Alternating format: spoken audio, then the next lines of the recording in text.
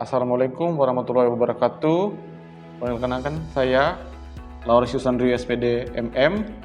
Saya dosen tetap Prodi Diploma 3 Ekowisata Kampus Politeknik Elbajo, Komodus. Pada kesempatan kali ini, saya ingin menyampaikan terkait mata kuliah yang saya ampu, yang mana juga sesuai dengan bidang keahlian saya, yaitu mata kuliah Ekologi Pariwisata.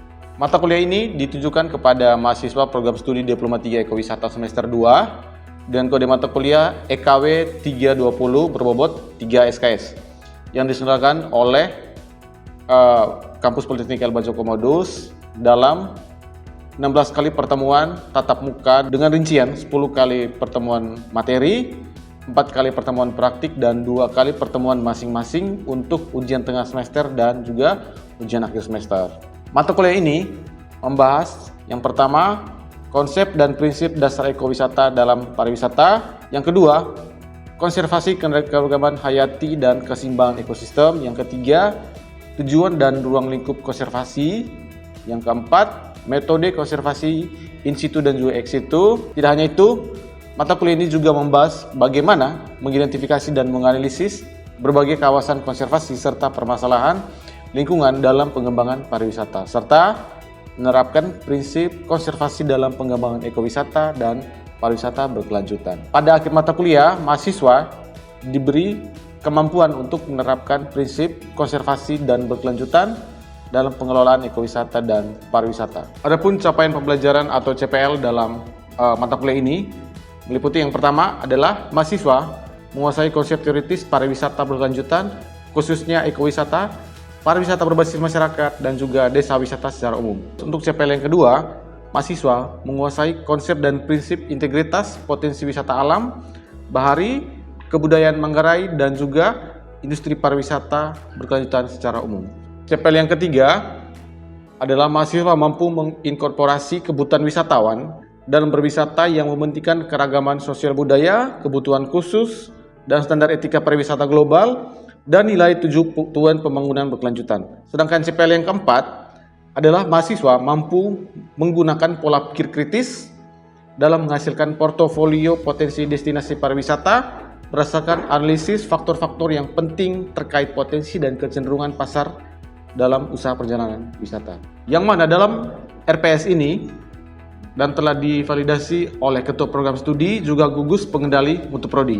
Capaian pembelajaran mata kuliah yang diharapkan antara lain, yang pertama, CPMK 1, mahasiswa mampu memahami dampak aktivitas pariwisata terhadap lingkungan alam di suatu destinasi wisata. CPMK 2, mahasiswa mampu menganalisis kondisi lingkungan di suatu lokasi wisata, misalnya kualitas air, kebersihan, dan juga tingkat polusi serta konservasi alam. Selanjutnya, untuk CPMK 3, mahasiswa menyusun rencana strategis pembangunan pariwisata yang mempertimbangkan aspek ekologi dan pariwisata berkelanjutan. 3 komponen utama dalam proses pembelajaran mata kuliah ini adalah delivery, interaction, dan juga assessment atau DIA.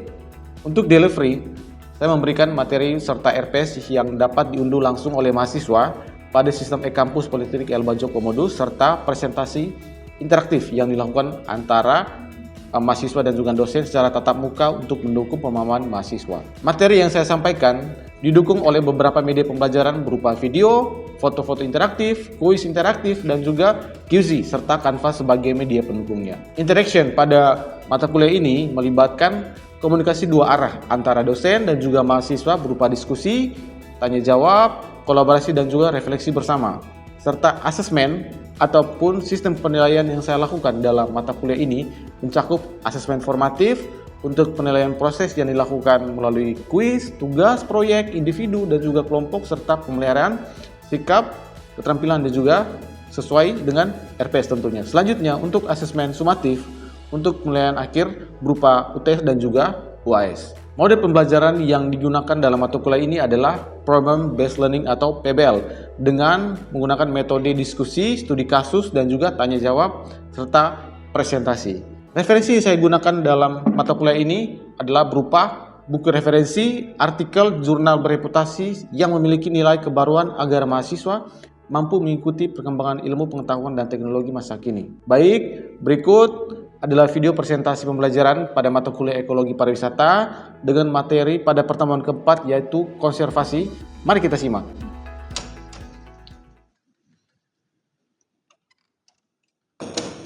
Selamat sore semuanya.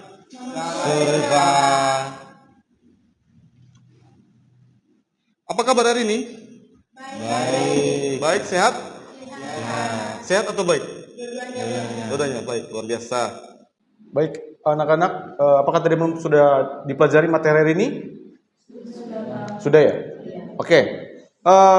Jadi hari ini teman-teman kita akan mendengarkan materi yang berjudul tentang konservasi. Tapi sebelum itu, saya mau tanya dulu tentang materi minggu lalu.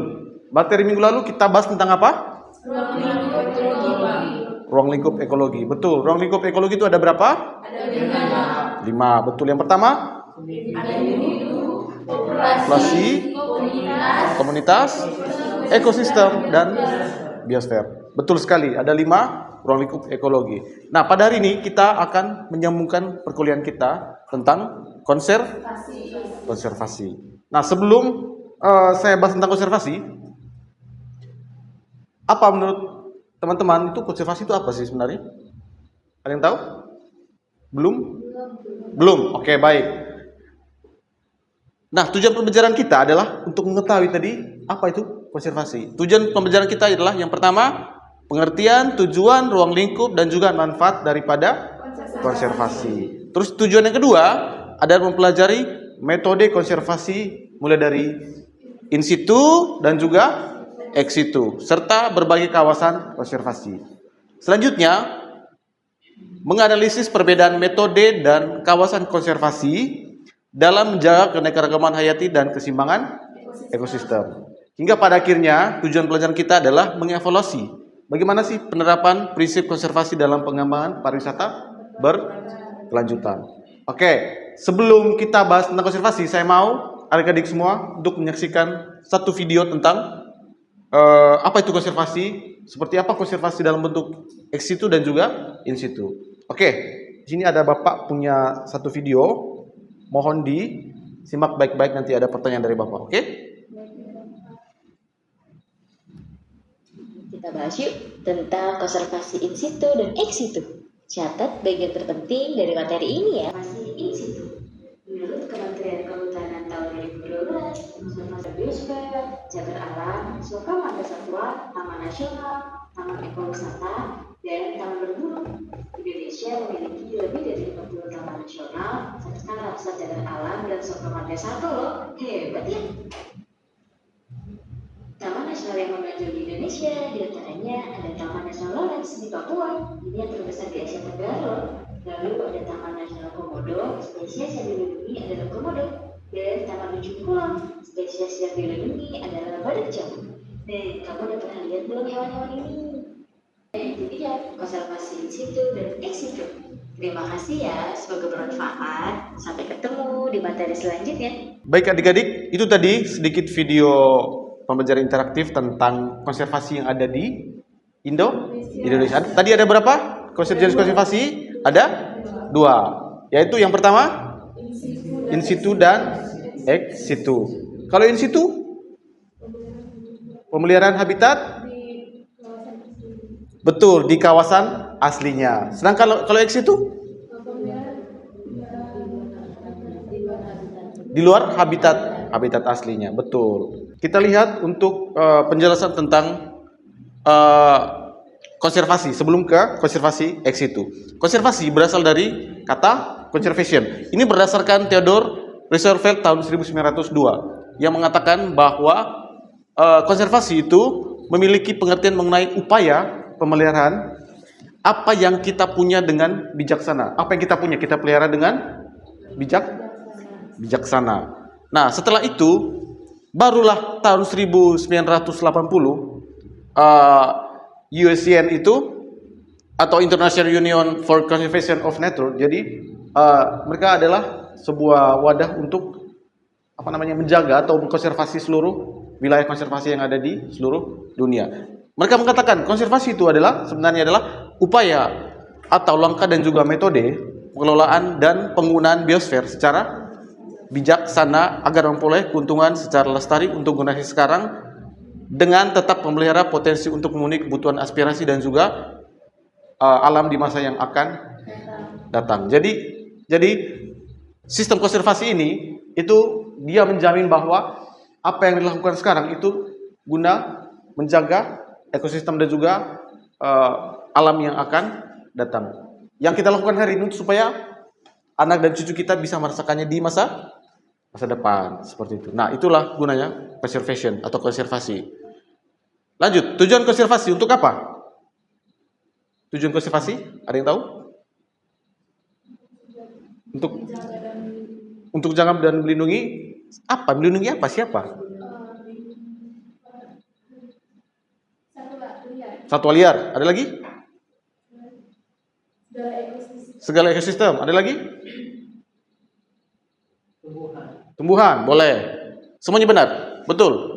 Nah, konservasi ditujukan untuk apa?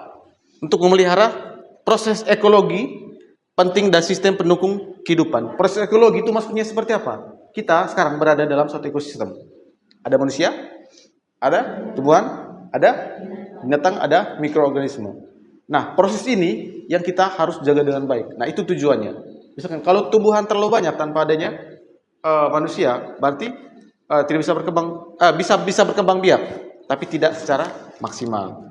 Seperti itu. Sedangkan kalau lebih banyak manusia tanpa tumbuhan, manusia tidak bisa berkembang dengan maksimal. Dan juga begitu berlaku untuk binatang. Jadi ekosistem itu tujuannya untuk itu, biar setara dia pengembangannya. Terus tujuan yang berikutnya adalah melestarikan keanekaragaman genetik dan juga adalah untuk memastikan pemanfaatan spesies dan ekosistem yang berkelanjutan. Itu adalah tujuan konservasi. Kita lanjut, yang berikut adalah ruang lingkup konservasi. Kalau tadi ada juga jenis konservasi, sekarang ruang lingkup konservasi. Konservasi satwa liar, terus ada konservasi ekologi dan juga konservasi sumber daya, serta yang terakhir adalah konservasi warisan budaya. Betul. Ini ruang lingkup ini adalah ruang lingkup daripada konservasi itu sendiri. Kita lanjut. Yang berikut metode konservasi. Nah, kembali kita ke pembahasan kita yang ada pada video di penayangan di awal, yaitu konservasi in situ. Yaitu upaya untuk pelestarian secara langsung di habitat aslinya. Contohnya apa? Taman nasional. Kita punya Taman Nasional Komodo, tuh? Komodo, betul. Suaka Marga Satwa, cagar alam, hutan lindung, kawasan konservasi laut. Di sini cagar alam ada tidak? Ada yang tahu? Ada tidak? Terus hutan lindung ada tidak? Apa ada? Apa namanya? Bowosi, cagar alam, Waiwu, betul, Waiwu. Loh, di tempat sendiri, di wilayah kita sendiri, ekosistem sendiri, masa tidak tahu? Belajar ilmu baru. Terus, itu kalau tadi in situ, sekarang yang ex situ, berarti upaya pelestarian di luar habitat aslinya, Contohnya apa? Kebun binatang atau kebun raya, seperti itu. Ada harimau, ada gajah Sumatera dibawa ke Jakarta. Harimau Sumatera dibawa ke Jakarta. Terus ada komodo dibawa ke Jakarta dan lain sebagainya. Itu adalah bentuk pelestarian tapi di luar habitat aslinya. Oke, sampai sini paham? Good. Lanjut. Kita lanjut kepada perbedaan konservasi in situ dan juga ex situ. Ini perbedaannya, konservasi in situ dan in situ. Lokasi in situ di habitat aslinya, ex situ di luar habitat, berlawanan. Kalau tujuan utamanya yang menjaga ekosistem keanekaragaman hayati secara alami. Begitu. Kalau in situ secara alami, tujuannya untuk menjaga secara alami. Sedangkan kalau yang ex situ untuk melindungi spesies dari kemunahan akibat ancaman lingkungan. Lingkungan asalnya kan sudah terancam, makanya dipindah. Itu disebut ex situ. Itu adalah tujuan utamanya. Terus contohnya Taman Nasional, kita punya komodo tadi, terus ada kebun binatang kalau ex situnya. Sedangkan kalau keunggulan, kalau secara konservasi in situ, dia unggulnya dari mana? Organisme tetap berkembang secara alami, betul. Ekosistem tetap seimbang. Tapi kalau ex situ, pengawasan lebih intensif terhadap spesies karena hampir purna. Betul. Butuh profesionalisme dalam pengawasan karena dia hampir purna. Sedangkan untuk kelemahannya, tadi keunggulan, sekarang kelemahannya. Kalau konservasi in situ, lemahnya di mana? Dia rentan terhadap perubahan lingkungan dan perburuan liar. Siapa yang tahu perubahan liar di sana, perubahan lingkungan? Karena apalagi wilayah konservasi itu juga dilakukan atraksi wisata. Nah, itu bisa lambat tahun akan terjadi perubahan lingkungan dengan sangat cepat. Apalagi didukung dengan perburuan liar. Itu kelemahannya. Sedangkan kalau ex situ, kelemahannya di mana? Tidak semua spesies dapat beradaptasi. Betul. Tidak semua spesies dapat beradaptasi. Dia punya asal spesiesnya dari cuaca yang hangat. Tiba-tiba pindah ke cuaca yang dingin. Begitu. Cagar alamnya kah? Hangat. Tiba-tiba dia pindah ke kebun binatang. Di sana dingin. Apakah dia bisa bertahan hidup? Belum tentu. Seperti itu. Itulah perbedaan dari dua jenis konservasi ini tadi. Oke, lanjut. Manfaat konservasi. Yang pertama adalah melindungi kekayaan ekosistem dan juga alam, melindungi berbagai spesies flora dan fauna, tumbuhan dan hewan, terus melindungi ekosistem dari kerusakan, terus yang terakhir adalah menjaga kualitas lingkungan supaya tetap terjaga dalam lingkungannya, seperti itu. Nah, sekarang ruang lingkup konservasi serta apa tujuannya atau hubungannya dengan pariwisata. Karena kita tahu kita adalah program studi Diploma 3 Ekowisata, jadi kita harus mengetahui juga apa hubungan daripada konservasi ini tadi kan, konservasi lingkungan ini dengan ilmu pariwisata. Karena kita mencari atau kita akan bekerja dalam industri pariwisata, tapi dengan pemahaman tentang lingkungan atau konservasi, seperti itu. Nah, ini hubungannya. Konservasi, ruang lingkup konservasi satwa liar, ekologi, sumber daya dan juga warisan budaya, ini semuanya ada dalam industri pariwisata. Kenapa bilang ada?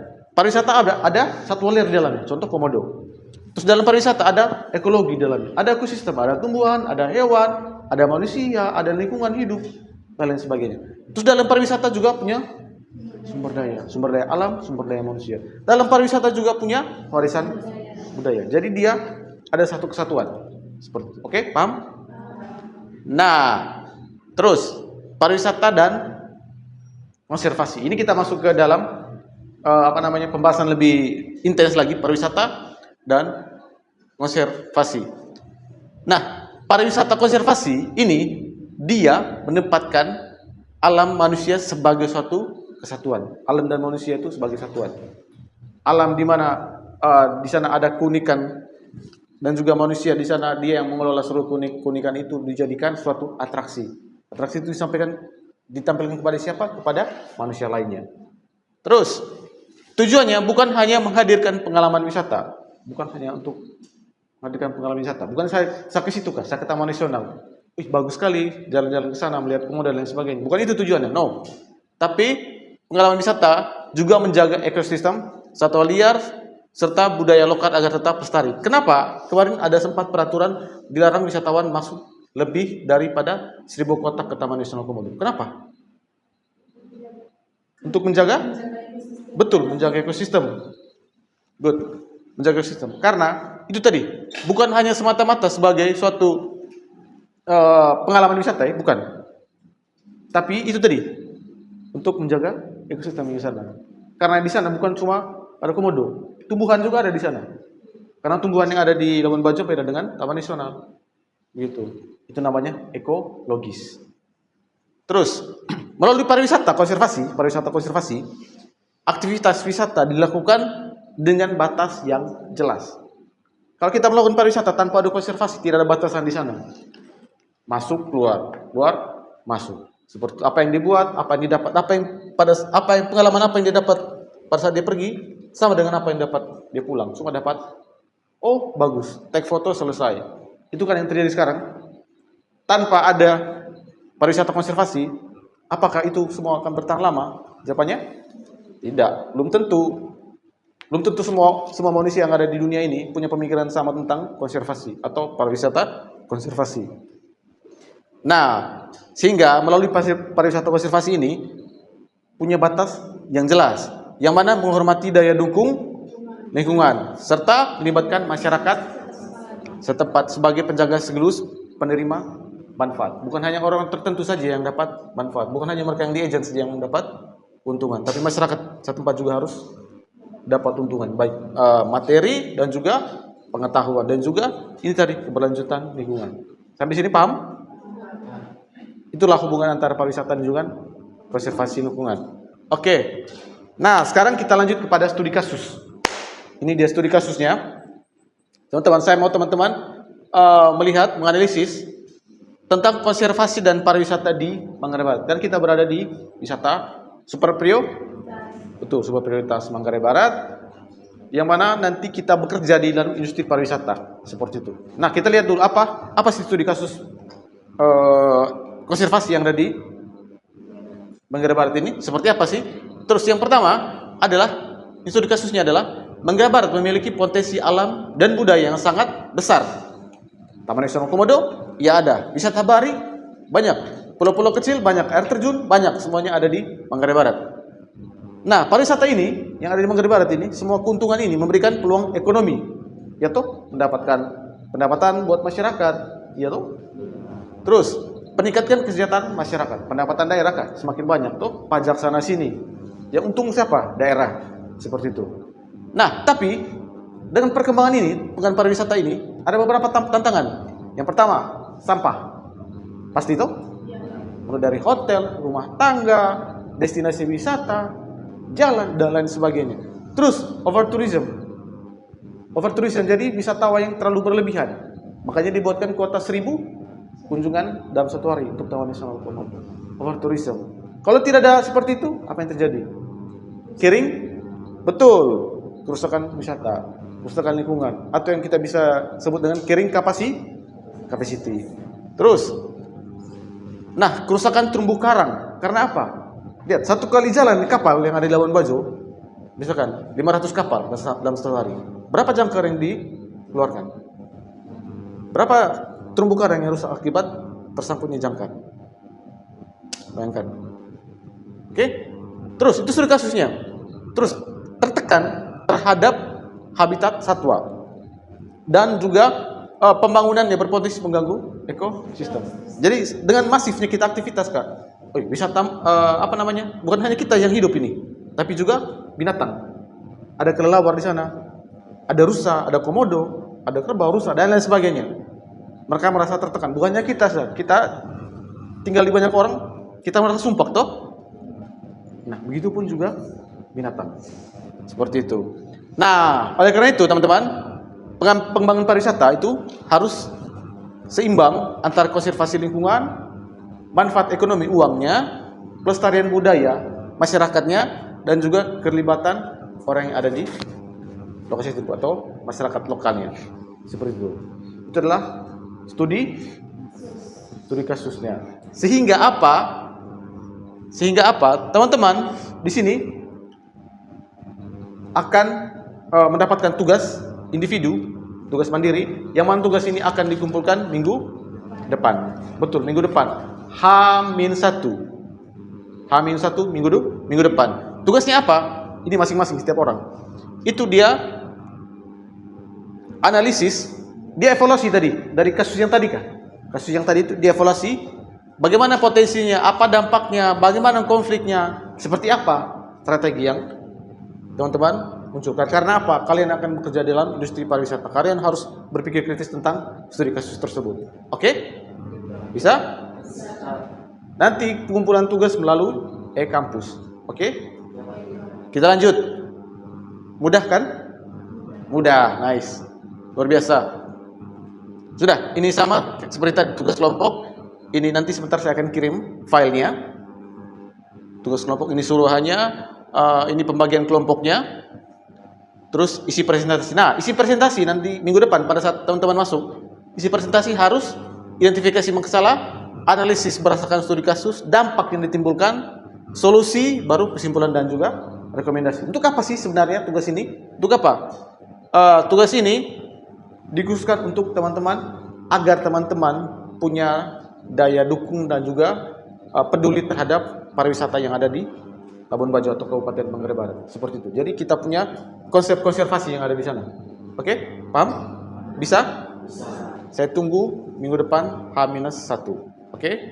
Kampus batas jam 12 malam. Tidak boleh lebih. Oke? Baik. Kita lanjut. Nah, kita sampai pada kesimpulan.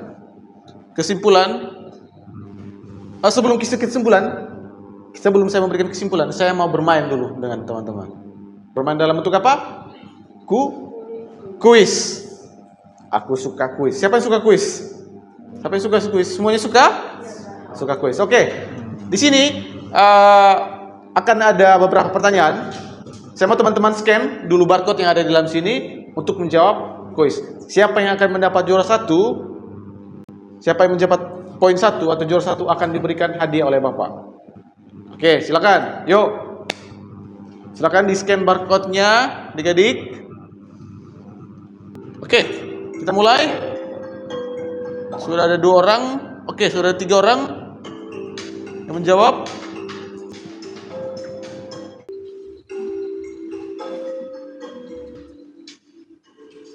Bapak punya waktu sekitar 1 menit lagi untuk menyelesaikan kuisnya. Silakan. Oke, waktu selesai. Bapak akhiri untuk sesi kuisnya. Siapakah pemenangnya? Jeng jeng, Ami. Terus disusul dengan Clarita dan juga Dewa. Luar biasa, teman-teman. Untuk jawabannya, nanti hadiah dan juga poin itu akan dimasukkan ke dalam poin keaktifan kelas dan juga hadiahnya akan diberikan pada pertemuan berikutnya. Oke, jadi kesimpulannya, mulai dari studi kasus, mulai dari materi kita tentang konservasi, sampai kepada kuis kita, jadi kesimpulannya adalah konservasi itu yang merupakan upaya menjaga kelestarian, keanekaragaman hayati dan juga keseimbangan ekosistem melalui pemanfaatan sumber daya alam atau SDA secara bijaksana dan berkelanjutan. Sehingga apa? Dalam pariwisata, konservasi itu menjadi dasar yang penting untuk menjaga lingkungan sekaligus mendukung pariwisata yang berkelanjutan. Pariwisata yang berkelanjutan. Oke, teman-teman, itu saja materi yang kita perlu bahas pada pertemuan yang keempat ini. Semoga kiranya teman-teman mengerti dan juga memahami apa yang Bapak sampaikan. Kita ketemu lagi di pertemuan berikutnya. Dan juga jangan lupa untuk tugasnya, oke? Ada pertanyaan? Oke, baik kalau begitu saya akhiri pertemuan kita pada sore hari ini. Sampai ketemu lagi, salam sehat. Bye-bye semuanya. Baik, sekian video singkat terkait proses pembelajaran mata kuliah Ekologi Pariwisata pada program studi Diploma 3 Ekowisata Kampus Politeknik Labuan Bajo Komodos. Video ini digunakan sebagai salah satu penyusunan dokumen pernyataan diri dosen dalam unjuk kerja Tridharma Perguruan Tinggi atau PDD UK TPT. Semoga dengan adanya video ini bisa menjadi pertimbangan yang baik dalam proses penilaian sertifikasi dosen. Akhir kata, saya Lauris Yusan Rio mengucapkan terima kasih. Wassalamualaikum warahmatullahi wabarakatuh.